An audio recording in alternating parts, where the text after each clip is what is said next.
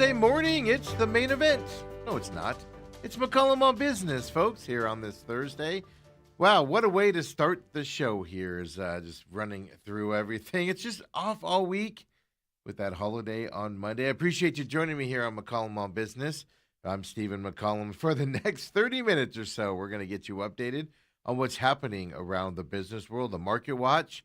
Maybe some updates on the Middle East. Probably not the way we know how this goes out there and everything. But, we did just breaking right now, core inflation numbers report coming out. We'll talk about all that in just a minute. Of course, national stories, local stories, the stocks we're paying attention to as well coming your way. And let's not delay it all. Let's get right into it with that Market Watch.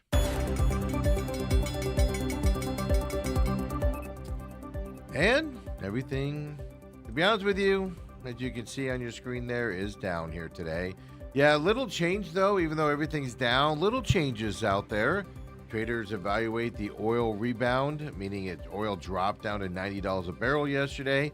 But then we just got, as we just talked about here about 5 minutes ago, the core inflation numbers, the Fed's preferred gauge of the inflation side of things. We got that report. We'll talk about that. Just hitting now, but oil prices yesterday were down to $90. Well, today, jumping about 2% as I see it on my screen right now. Iran says it has targeted U.S. airbase following the fresh American strikes. The American retaliatory strikes, and now Iran says they've retaliated against those American strikes. Oil back up 2% this morning. Kind of where we're sitting with the market, as you can see here. Dow Jones down 217 points right now, but 50,509 for that. The S&P 500 is down 18 points to 7520. The NASDAQ also down 26 points here this morning, 26,647. And then the Russell 2K down 16 points to 2903 for that small cap index as well. Bitcoin continuing its fall, right? 78,000 since last week, end of last week, 75 yesterday, last couple days. 72,695 for Bitcoin here today. It looks like it's headed back to that 60, 68, 67,000 level it was out there for a long time before. We'll have to see if it actually hits it here coming up as well. And stocks we're paying attention to right now, well, the first one is Dollar Tree out there. You know them, the discount retailer. They're up big today, 15.68% for Dollar Tree. As a discount retailer, this is kind of news here, as everybody's looking for deals right now with this economy. But Dollar Tree reported adjusted earnings of $1.74 per share in the first quarter. Analysts were only expecting $1.53 per share. Revenue came in above expectations. Also, so did current quarter and full year guidance. So good numbers here for Dollar Tree as well. They also announced a partnership with DoorDash in this announcement. They're going to bring on-demand deliveries from its stores, obviously, to you, the consumer, through DoorDash. Dollar Tree's up 15.74% with nothing but good news here for them as a discount retailer out there. Then another retailer we're looking at here this morning is Best Buy out there. And they're up as well, 11.92%. This is significant, they're reporting, because Best Buy's been struggling the last several years, right? People go into Best Buy, look at the prices, and then they shop online for them and ship them from Amazon or someplace else, right? And things to that effect. They've been trying to rebuild that business a little bit and get more people to buy from them. Well, they had an earnings and revenue beat for the first quarter for Best Buy. Their comparable sales were even up 2% year over year. Gaming, computer, mobile phones, and services are leading the way for Best Buy in terms of what is selling with them. So, they sell appliances and all of that stuff. Not doing so well in that side of it. The Best Buy also confirmed its full-year guidance and reaffirmed it here, so they're not changing that at all. Best Buy's big number today, 12.75% right now. And since we're looking at retails, might as well stick with another one that's been struggling over the last few years, several years. Older clientele, they're trying to get younger. We're talking about Kohl's out there. We used to look at this stock fairly recently, a couple years ago. Kind of went by the wayside with this, it is what it is, kind of an attitude with Kohl's, why they were trying to rebuild that business as well and get younger customers. Well, they're up 18.33% right now. They reported a narrower than expected loss in the first quarter. They lost 13 cents per share. The expectation was a loss of 19 cents per share. Revenue did come as expected. And I was reading a little bit into Kohl's yesterday after their reporting.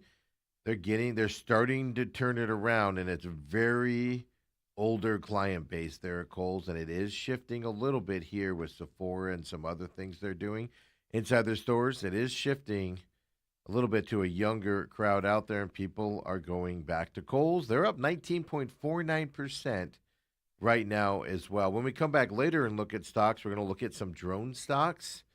Well, the White House made some announcements last week that are affecting these stocks. We'll talk about that coming up. We'll pay attention to Dell Technologies as well. And then Caesars Entertainment making an announcement that a lot of people knew it was coming. We had a feeling we knew who it was going to be with. It's all official here as well this morning. So we'll look at Caesars Entertainment stock coming up as well. Just some other quick things in terms of the market. Things that are happening this morning. Snowflake, that software company. Well, that whole software industry on the stock market today is being pushed up because Snowflake is up 36% here this morning. They had an earnings beat and plan to spend $6 billion on Amazon Cloud. They're reporting they've gone up huge since we put together our stocks. Otherwise, that would be one of them. And also, it's pushing up other software stocks in that field here today, based off of them as well. Now let's get into some stories that we're waiting on, right? Iran says they retaliated against a U.S. airbase this morning. I haven't seen a lot of info on that, but oil prices going up to 2%. And the other thing is we always talk about, it's not just the war in Iran, right? It's tariffs as well that we always talk about, really affecting this economy right now. And as of today, the U.S. and Mexican negotiators begin formal talks. They're all trying to revamp and change that North American trade deal. Those talks start today. Did you notice a country missing as well? We'll talk about Canada not being involved as well. Washington is demanding stronger regional rules of origin. Things like a U.S. specific minimum level of content for cars and trucks that are built in Mexico. What it means is can't buy a bunch of stuff from China and then say they're American products, right? If they should come across the border, get away from those tariffs is what he's talking about. The new standard is contained in proposed text to modify the U.S.-Mexico-Canada agreement. This is that USMCA you'll hear about on the news as well. The specific percentage of automotive content in the U.S. is looking for, well, we don't know for sure. I'm sure that'll come out in the negotiations. But it is, they say, knowledge, they say the shift is going to be significant from the existing USMCA. It's a 6-year-old deal here, right? It was signed originally by President Trump in his first term. It's a pact that's expiring here coming up. Well, it's created a highly integrated regional economy underpinning nearly about $1.6 trillion in annual trilateral trade between the three countries. Its future, though, it's up in the air, and it hinges on negotiations over the next several months. The deal requires 40% of the 45% of the value of North American-built vehicles to be made in higher-wage factories. Basically, Canada or the U.S. at that point is what they're talking about. That's the current deal. Based on a list of core parts, which includes engines, transmissions, body panels, chassis components, the major parts of vehicles. The U.S. and Mexico, though, are excluding Canada from these current talks, these starting talks. Their plans to 3 bilateral negotiating rounds through late July is planned to come up here. It's just between U.S. and Mexico to start this negotiation. So this also includes the round of talks ending Friday. And they are happening, by the way, in Mexico City here for today and tomorrow for the first stages down there. So it's interesting to me why they're not including Canada in this deal as well. So at least the initial conversation, and it's probably because of the core parts. Mexico's known to bring in parts from other parts of the world cheaper to get around some tariff stuff and things. And so probably that's the major part of these negotiations. But that is negotiation starting. Folks, that's going to affect the market here. If we can't get a deal or gets ugly during the negotiation process as well. And give you an update here in terms of housing, right? We talk about housing a lot here, and I keep telling you guys and gals out there, the market for houses, the economy isn't going to turn around until you figure out this house situation, meaning people can move, people can do stuff. Instead of just having to sit there with no movement and less inventory on the markets, well, the fair housing organizations have come out now. They filed a lawsuit yesterday over a federal rule change. Now, the opponents of the rule change and the lawsuit, they say they would reverse decades of lending protections, and they say, of course, open the door to discrimination against black people, Latinos, minorities in general. This is a federal lawsuit filed in Washington, D.C. Well, it takes aim at a change made earlier this year by the Consumer Financial Protection Bureau, that's the CFPB, and they made that change to the Equal Credit Opportunity Act. Now, that act bars lenders from discriminating against credit applicants. So basically, you can't treat one credit person differently from another one, is what they are saying in this change. Among the changes being challenged is that lenders will no longer have to consider disparate impact. Those are policies that appear neutral but tend to cause disproportionate harm to certain groups. The people filing the lawsuit, these fair trade organizations, they also argue the rule would make it easier for lenders to market loans to predominantly white neighborhoods, forcing minority communities to rely on those risky, high cost lenders that offer those predatory loans. You know, those are the ones with the high interest rates out there. Plaintiffs do argue that the rule change is part of that broader campaign by the Trump administration to dismantle regulations related to fair housing and lending protections. Now, the National Fair Housing Alliance said the administration has proposed eliminating the budget for the Fair Housing Initiatives program. That's the program that does fund nonprofits to ensure access to housing for seniors, disabled veterans, families with children, and other groups. It has also cut staffing in half of the Department of Housing and Urban Development's Office of Fair Housing and Equal Opportunity. But right, the president and his administration is cutting back government workers and getting, obviously, these are getting in the crosshairs as well.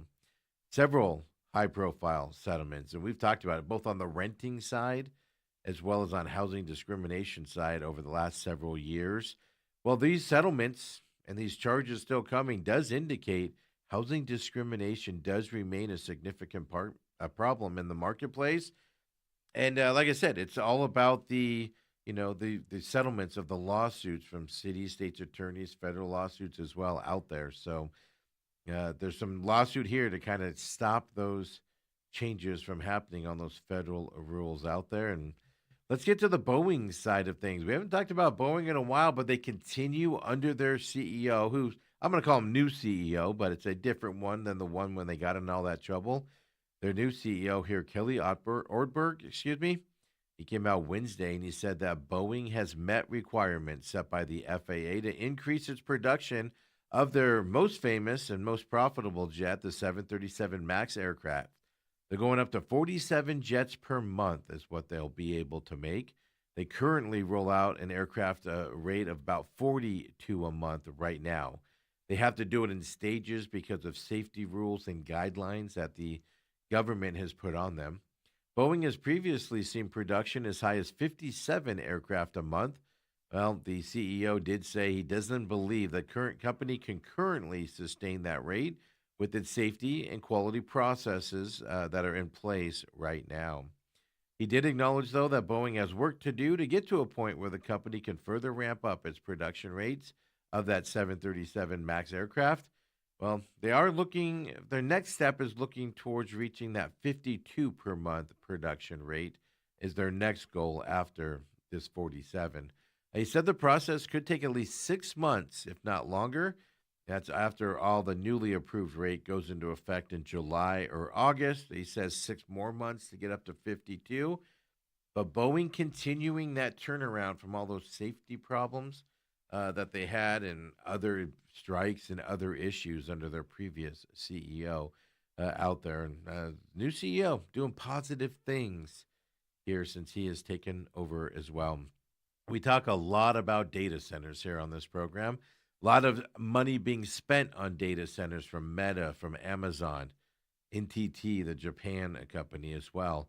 Huge money being spent on these data centers, all for artificial intelligence. Capital expenditure on AI is several billion dollars, tens of billions of dollars out there. Well, we're starting to see a lot of funding switching and going towards quantum computing and bigger rates now. Yeah, IBM's the first one that we've seen at that level this year. IBM came out this morning and they said they're going to invest more than $10 billion in quantum computing over the next 5 years.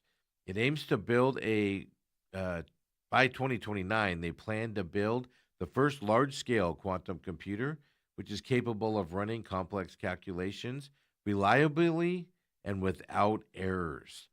You have quantum computing right now and they can't figure it out, tons of errors, which makes it almost impossible to use those quantum computers and things.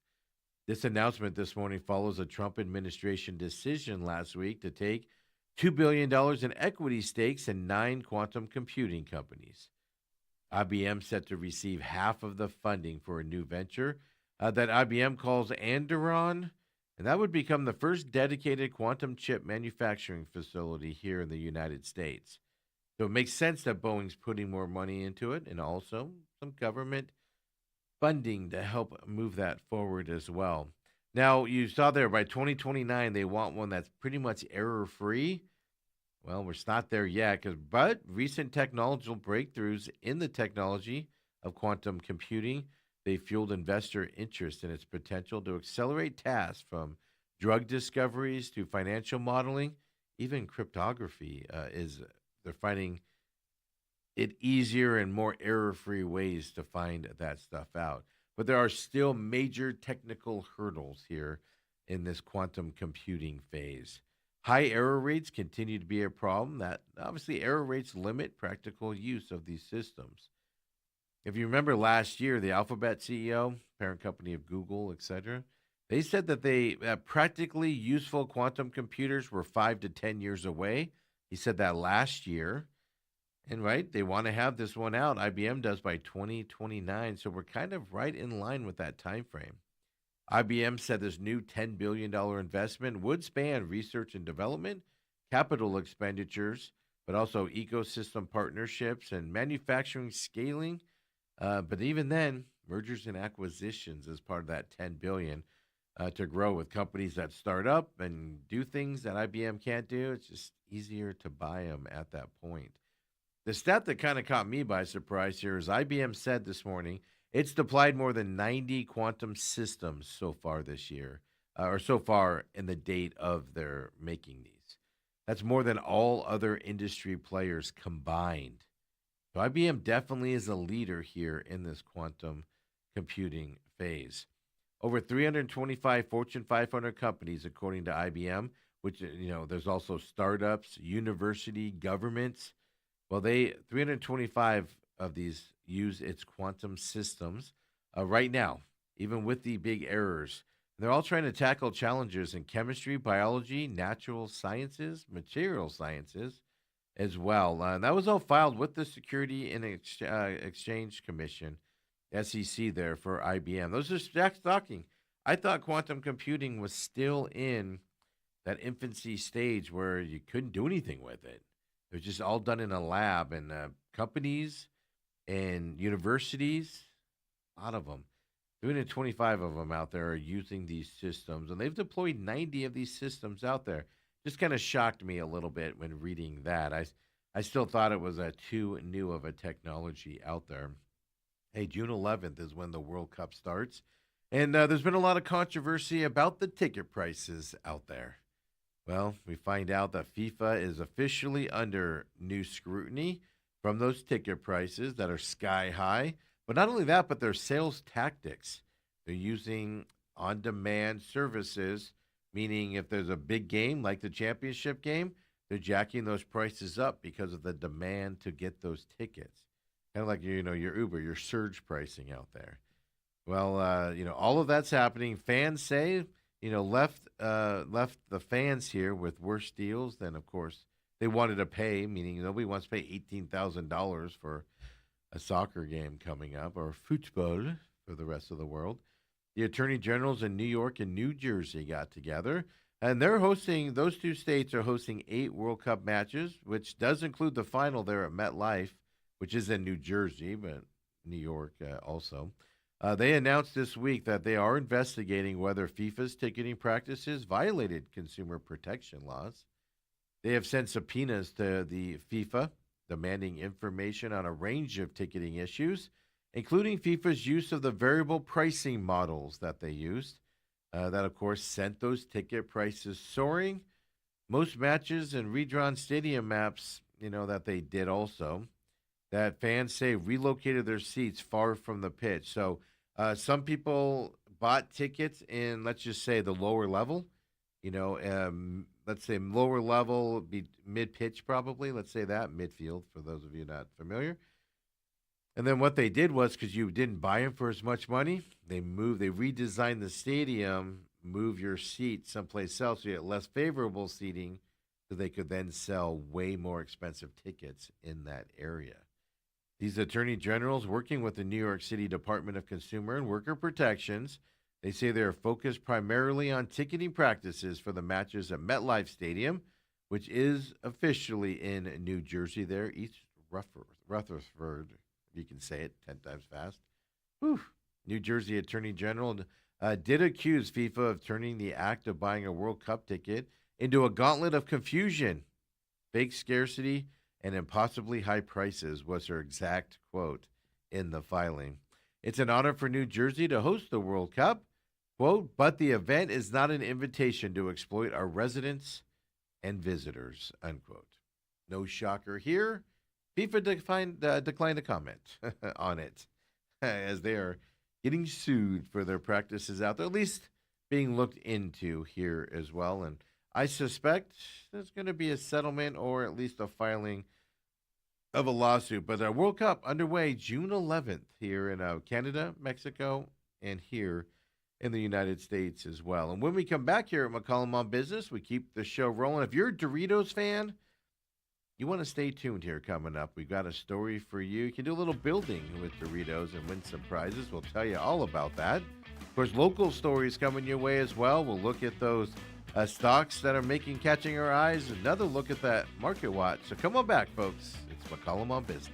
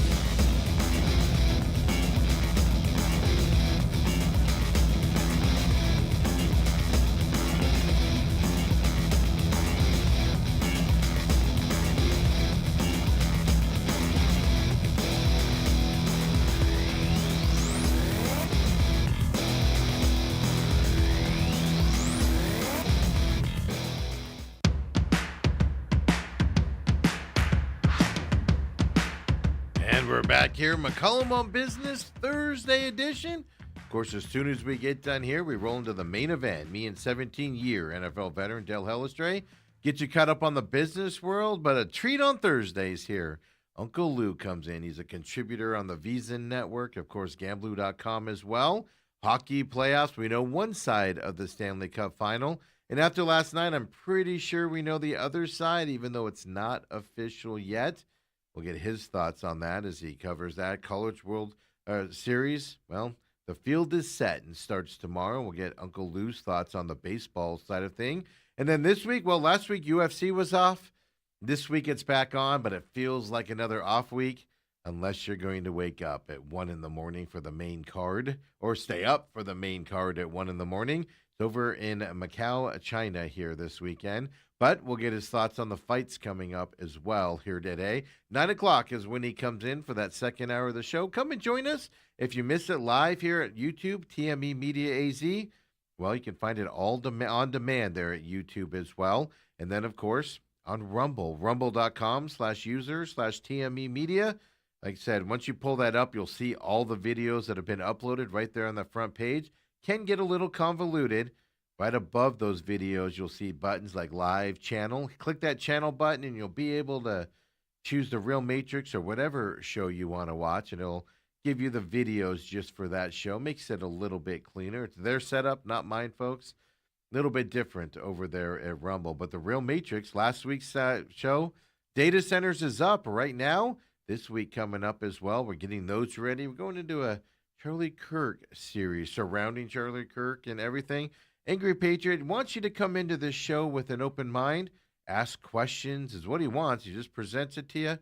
Wants you to come in and ask questions and see how it goes. Good, positive feedback on this show as well. And those that are watching it do enjoy it. We see the feedback from it as well. And the Angry Patriot loves the support that you guys have for him on that program. New episodes at noon. Don't forget, podcast system. Just search the Angry Patriot, the Real Matrix, Angry Patriot, or something to that combination. It pops right up for you. A lot of people listen to that show in the podcast system, so you can join them there as well. And, of course, follow TME Media on X. That's our parent company of our production side. We don't post a ton there right now. We just post when events are happening and what shows are coming up, what we do here as well, and quite frankly, how we'd love to work with you as well. We've got some meetings here coming up for some other people, working with them on the production side of things. So it's exciting times around here. Company's growing, and it's all because of you guys out there as well. Can't thank you enough. But remember, like and subscribe to the YouTube page, the podcast. Every show has a podcast except for this one as of right now as well. And hit up, the social medias of every show except for this one as well. Pit Stop is up as well. We did that yesterday. It is posted on demand there on YouTube and on the rumble.com/user/media. And, of course, the Pit Stop Talk on your favorite podcast system. Follow me on X there, the Pit Stop Talk as well, for the social media side of things and the free podcast there. Just search the Pit Stop with Steven or the Pit Stop Talk comes up. But, of course, looking ahead this weekend in Nashville Super Speedway for NASCAR and Detroit, Streets of Detroit for IndyCar this weekend. After kind of a dead weekend last week, and I talk a lot about that on the program. So check out the Pit Stop as well as your convenience here today or this weekend as well. And with all that being said, folks, let's get right back into that Market Watch. Very little changes here on the market today. The market's just kind of there right now. Everybody's kind of watching the 2% price in oils up as Iran says they've targeted a U.S. base after the U.S. retaliatory strikes there over the last couple days. As I said, there is an inflation report out. We'll talk about core inflation here in just a minute. I didn't do it in the first segment because it was just breaking, and I wanted to at least get the bullet points there, which I did during that break. So that and core inflation report, which is the preferred gauge by the Fed. This is an important one. I'll give you those details in just a minute. But right now, Dow Jones is down 64 points, 50,657. So even though it's down a little bit, still above that 50,000 level. And then the S&P 500 is up 9 points right now for it.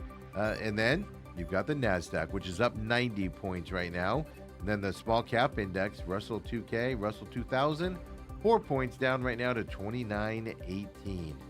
Then Bitcoin continuing its fall here throughout this week, down to 72,892 here today for Bitcoin as well. Stocks we're paying attention to, and then I'll get you updated on that core reporting. Well, we'll look at drone stocks here. Specifically, one graph we're going to show you is Red Cat Holdings. This is our example of what's happening in this industry today on the stock market. A slew of companies, a bunch of companies. Well, the Wall Street Journal reported that President Trump's administration is in talks to providing funding to some of these drone companies. If you don't know, that's the new way to do warfare.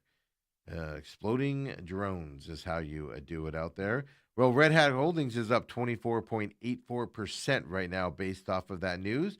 Another company in this space, Unusual Machines, they're up 28% here today.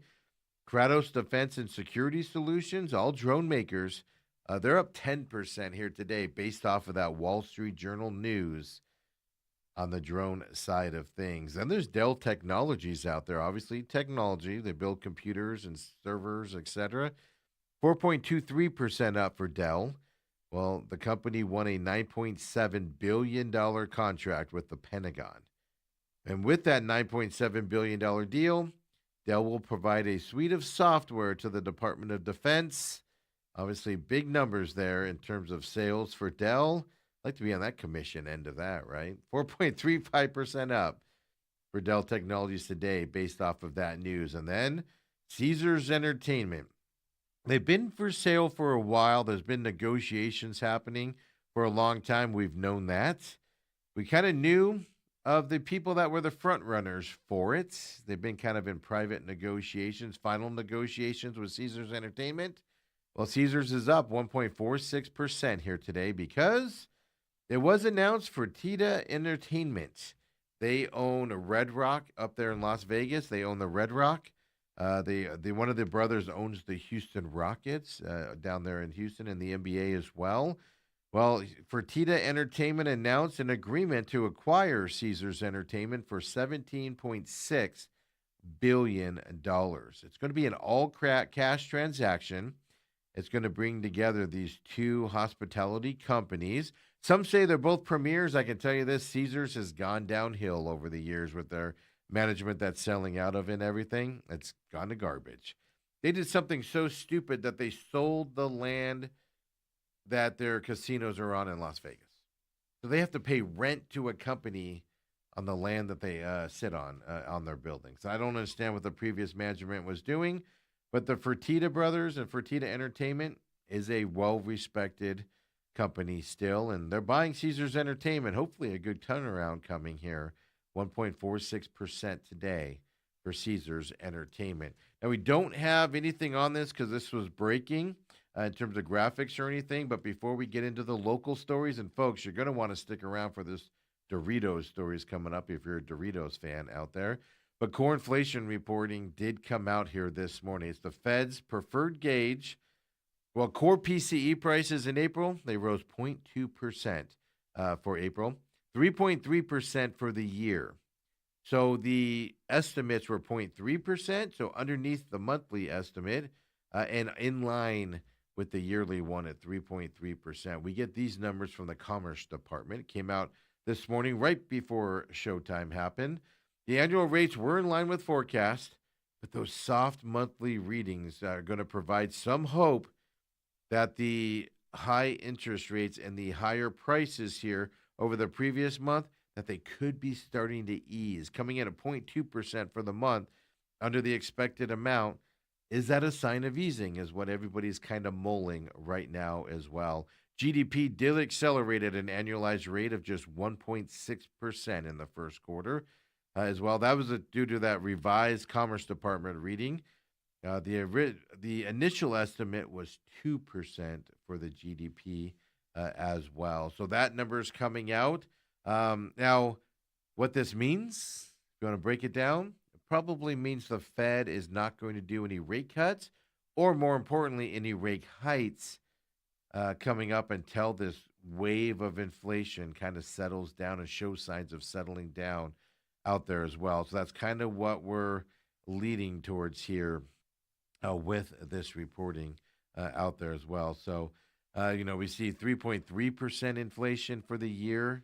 In this report, we know the consumer production or consumer CPI, it was up to 3.8% year over year and stuff like that. So however you want to slice it, we're in the 3% inflation rate right now, and the Fed obviously wants it in that 2% level. So, by the way, jobless claims for the week ending May 23rd totaled a seasonally adjusted 215,000, up 5,000 from the prior period, slightly above the 213,000 forecast as well. To get that from the Labor Department out there.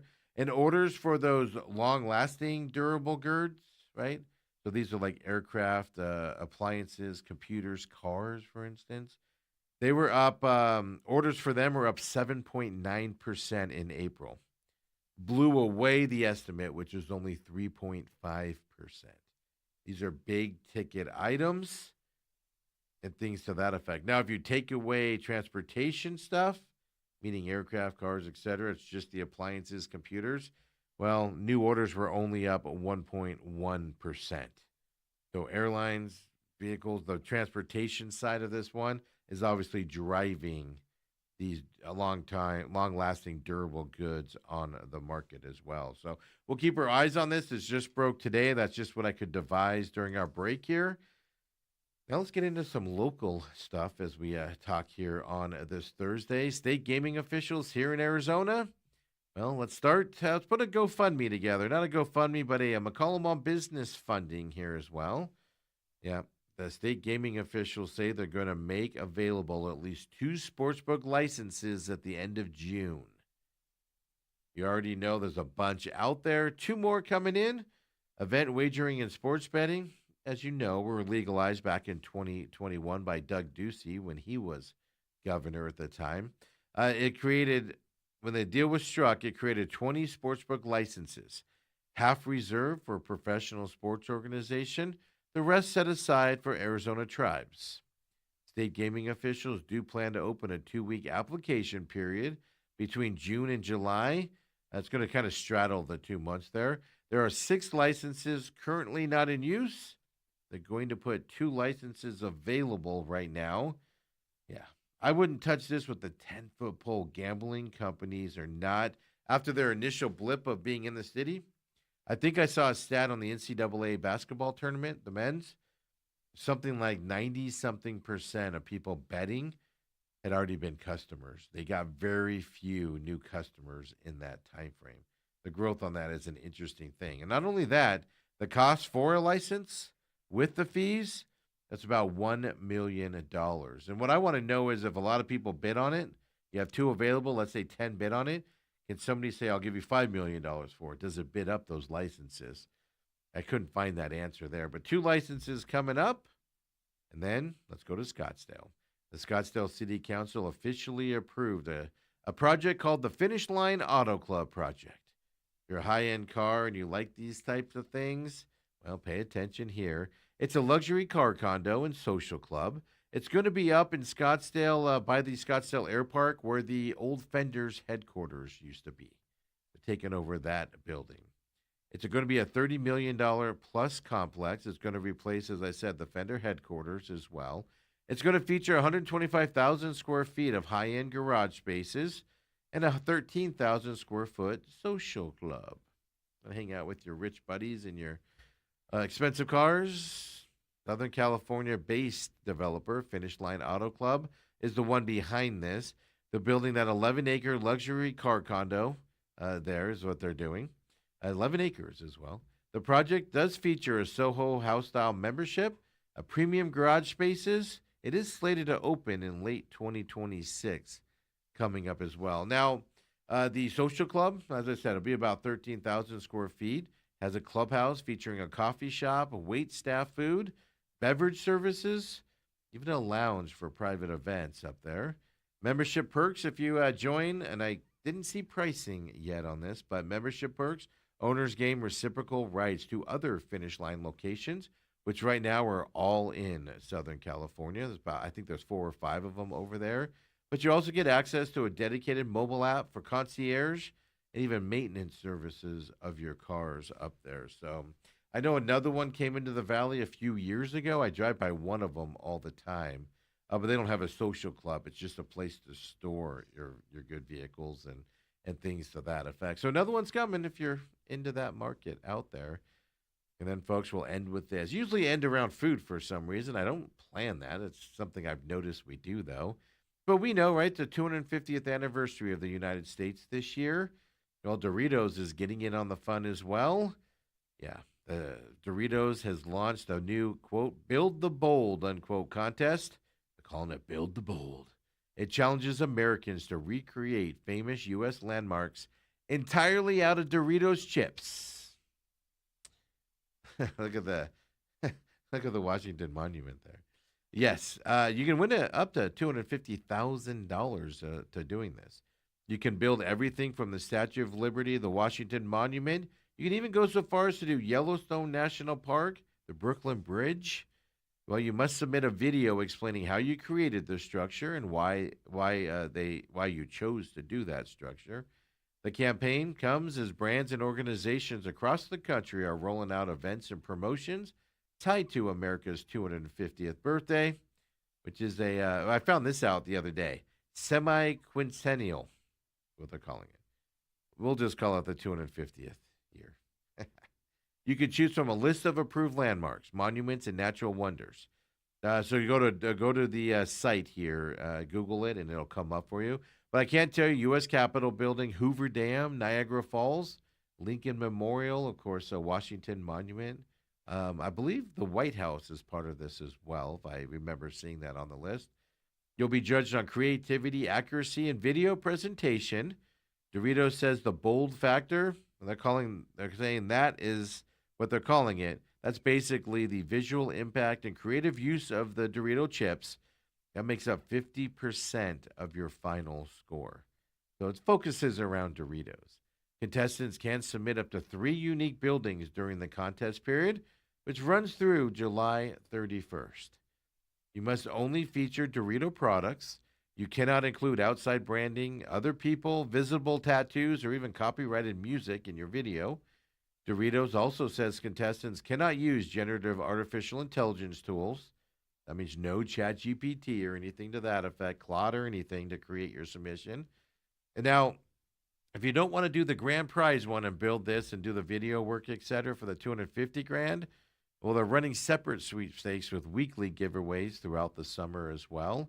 Daily entrants can win a bold at home bundle, is what they're calling it.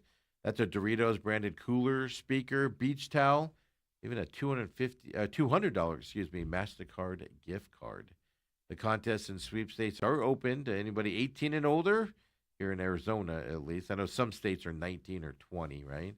No purchase obviously required to enter on the daily stuff out there if you don't want to build something and submit it for a chance of that $250,000 prize out there. First of all, what a waste of Doritos, man. We want to eat them. I don't want to build them. But that's just me at that point. That's my problem. I'd be like, 1 for the White House, 1 for me.